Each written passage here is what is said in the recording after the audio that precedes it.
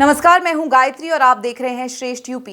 दोस्तों, लोकसभा चुनाव में जिस तरीके से दलितों, पिछड़ों, वंचितों से जुड़े आरक्षण के मुद्दे को कांग्रेस ने हवा दी थी, आने वाले वक्त में कांग्रेस अपनी इस रणनीति पर एक कदम आगे बढ़कर काम करने जा रही है।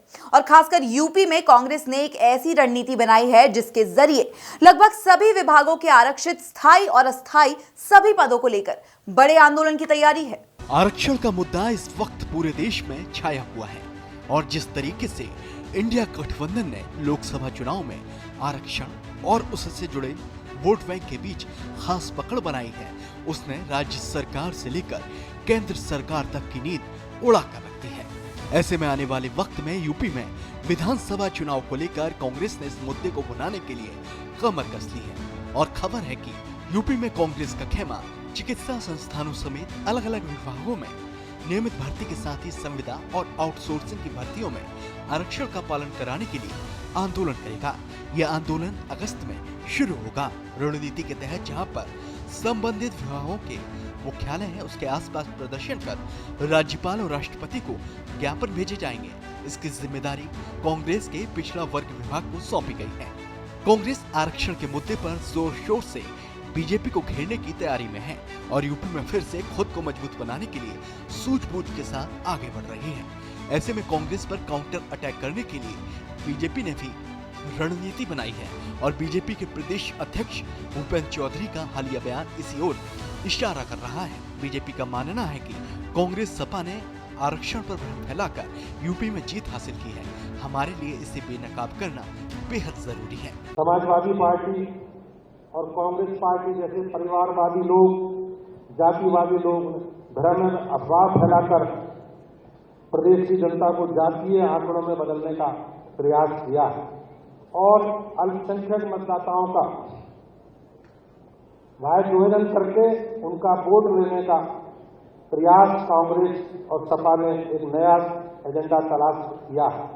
इसमें उन्हें थोड़ी बहुत सफलता भी मिली।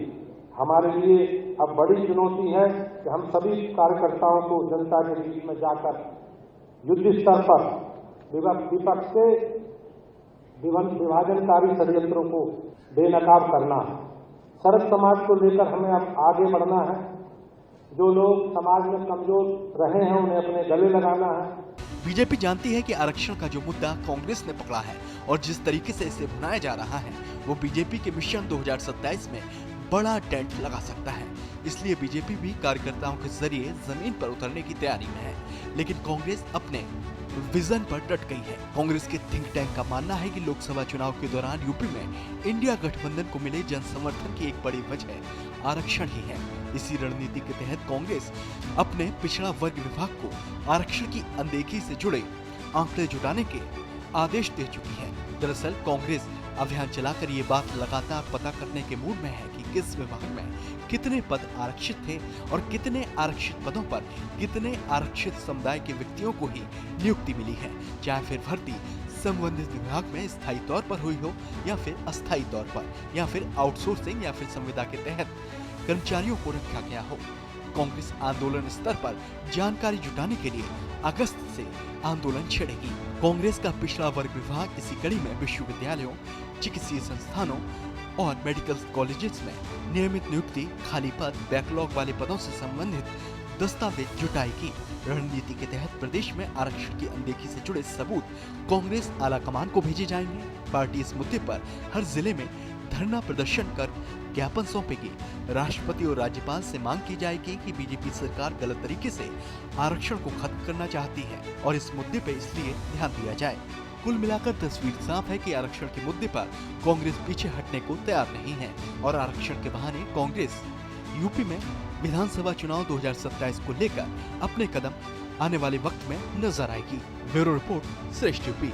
इस खबर में फिलहाल इतना ही। उत्तर प्रदेश और देश दुनिया से जुड़ी तमाम अहम खबरों के लिए सब्सक्राइब करें श्रेष्ठ यूपी। यूपी की हर खबर देखने और उनसे अपडेट रहने के लिए हमारे चैनल श्रेष्ठ यूपी को सब्सक्राइब और लाइक करें। साथ ही बेल आइकन को दबाना ना भूलें, जिससे हमारे हर वीडियो की जानकारी आप तक पहुंचती रहे।